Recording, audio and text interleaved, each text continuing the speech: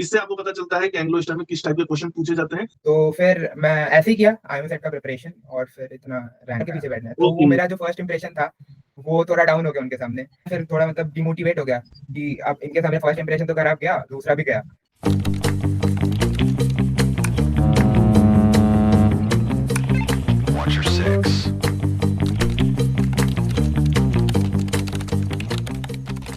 Hello everyone, सो हम है third officer Shoaib Ali और आप सभी का स्वागत है मेरे YouTube channel sell with Ali पे।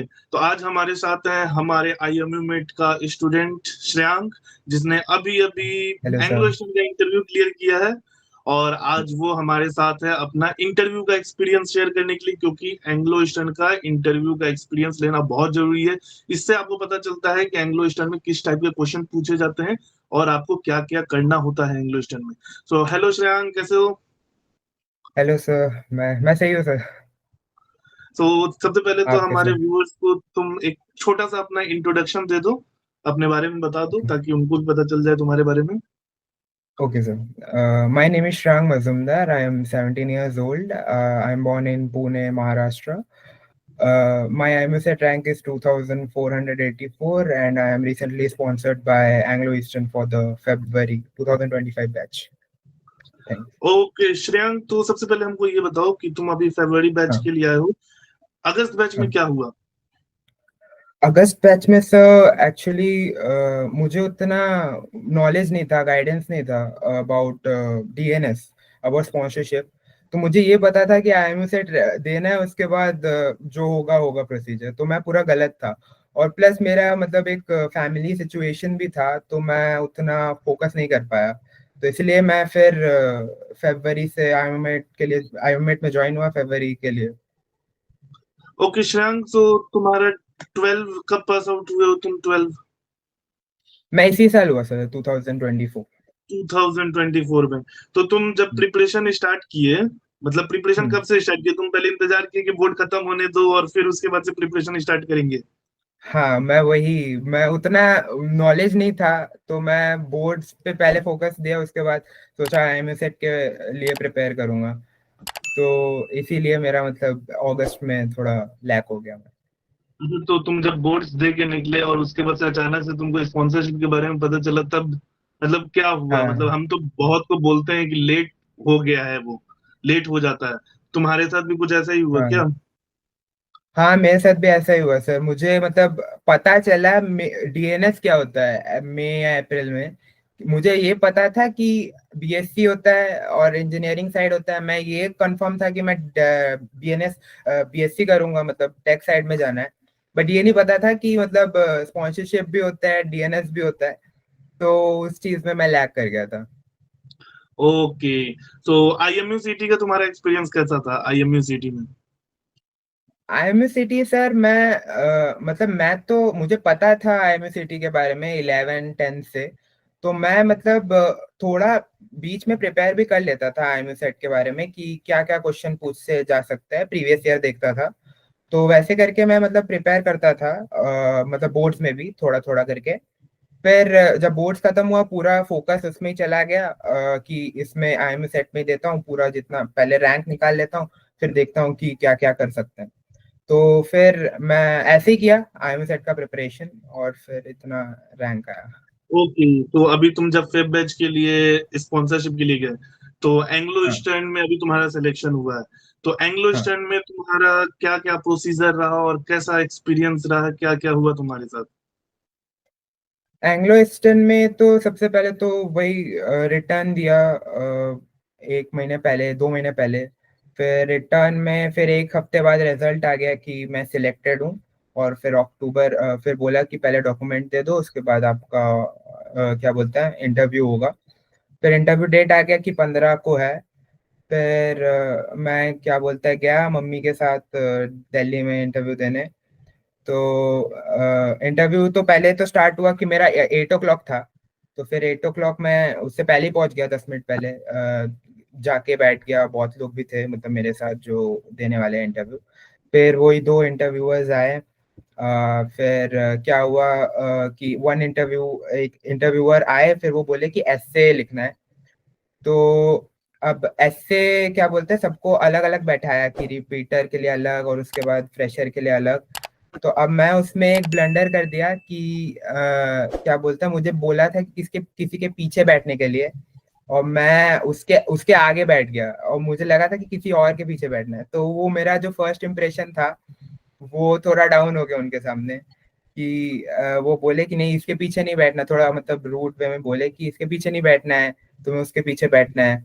तो फिर वो सब हुआ, फिर मैं अपना ऐसे दिया, ऐसे भी मतलब सही था, हो गया। फिर ऐसे फिर मेरा और एक इंटरव्यूअर के साथ मतलब हुआ, विनायक मोला नाम है उनका, तो उनके साथ मैं मतलब इंटरव्यू दिया। उनके साथ बहुत बढ़िया था। वो मतलब वो सर भी सही थे, मतलब बहुत ही सपोर्टिव थे। तो मेरा वो उनका मतलब मेरा जो इंटरव्यू था उनका मतलब इम्प्रेसिव था उनके साथ। बट फिर जाके मुझे मैथ का क्वेश्चन दिया। तो फिर मैथ के क्वेश्चन में अब मैं फिर और एक ब्लंडर किया। जो सर थे जो ऐसे लिए थे, उन्होंने मुझसे टाइम पूछ लिया और मेरा घड़ी था 1 घंटा पहले। तो फिर अब क्या हुआ, वो मुझे बोले कि अब तुम टाइम भी नहीं पढ़ना आ रहा तुम्हें। तो फिर मैं फिर थोड़ा मतलब डिमोटिवेट हो गया कि अब इनके सामने फर्स्ट इंप्रेशन तो खराब गया, दूसरा भी गया। तो फिर क्या हुआ, मैं अपना क्या बोलते हैं मैथ का क्वेश्चन पूरा दिया। हाफ एन आवर में था बट मैं थोड़ा थोड़ा ज्यादा टाइम लिया।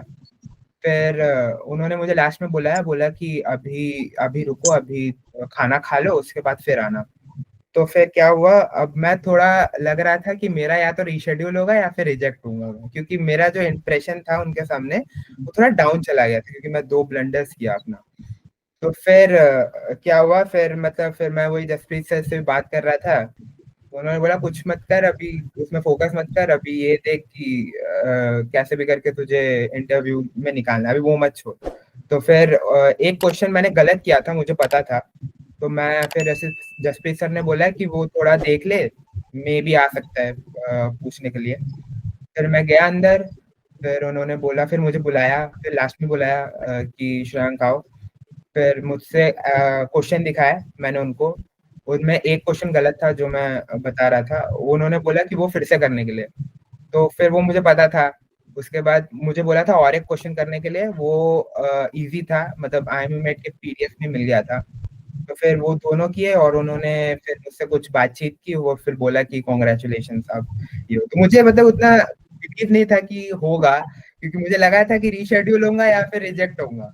तो फिर मतलब फिर वो कहीं और लेके जाते, फिर हमें इंस्ट्रक्शन बताते, मैं उसमें पूरा ब्लैंक था, मुझे मतलब कुछ समझ में नहीं आ रहा था, क्योंकि मुझे लगा था कि रीशेड्यूल होगा या फिर रिजेक्ट होगा, बट सिलेक्ट होगा। तो वही है पूरा इंटरव्यू।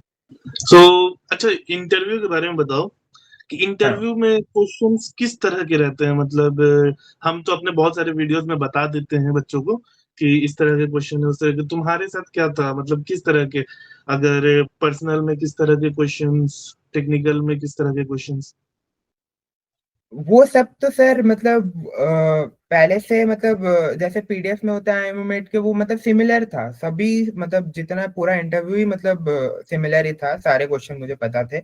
एक दो होंगे, एक दो क्रॉस करते हैं वो लोग, और फिर एक दो क्वेश्चन अलग भी पूछते हैं। जैसे मुझसे बायो फॉर्म में अलग क्वेश्चन पूछा था, मैंने लिंक्डइन दिया था उसमें कि आपको एंग्लो के बारे में कैसे पता चला।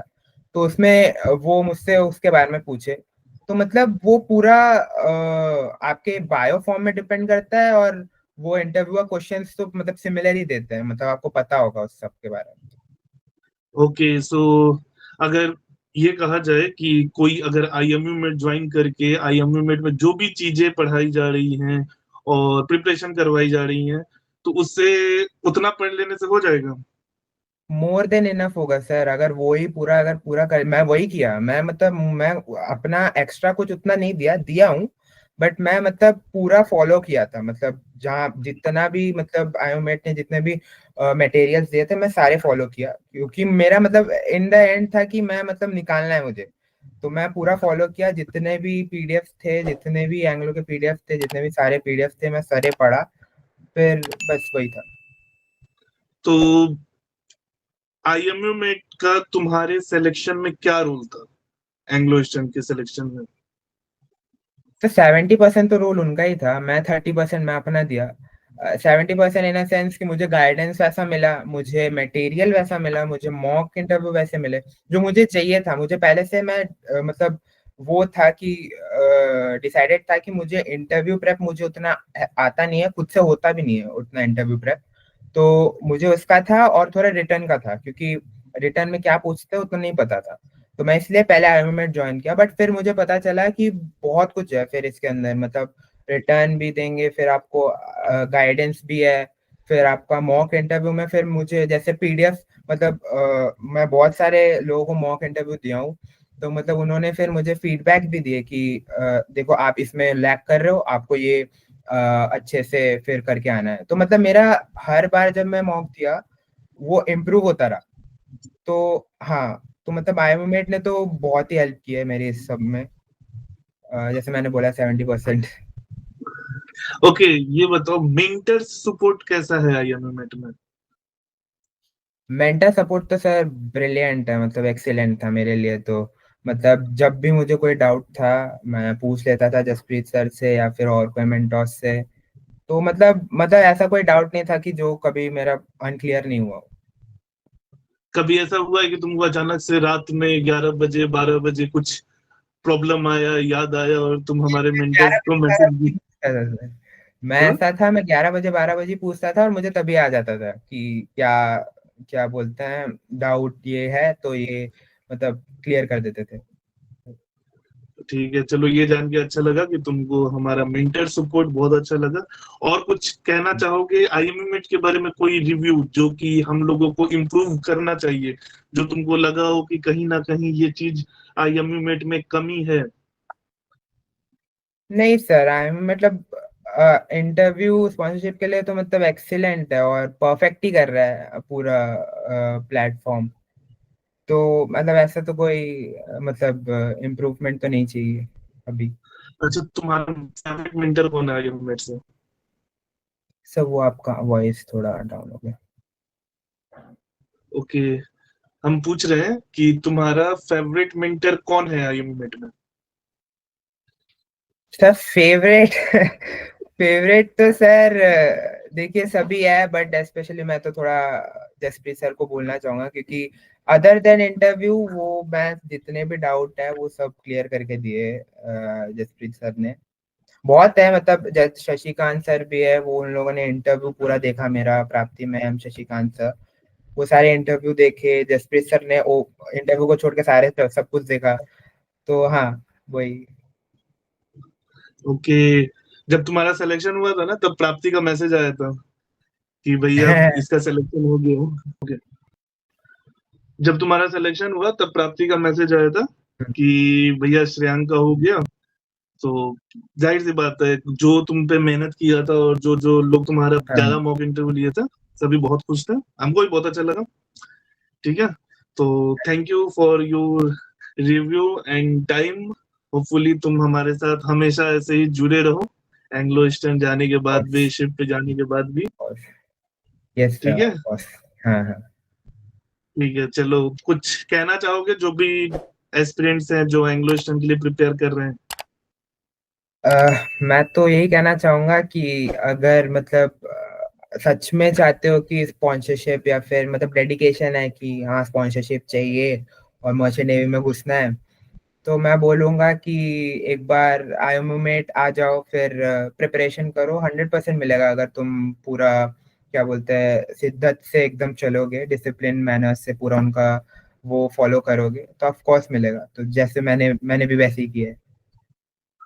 ओके, थैंक यू श्रेयान, बहुत बहुत शुक्रिया तुम्हारा। चलो आज के लिए इतना ही रखते हैं, फिर मिलेंगे कभी, जब इंस्टीट्यूट ओके। जाना तब बातें हाँ करेंगे। सर। ठीक यस। है, चलो बाय बाय।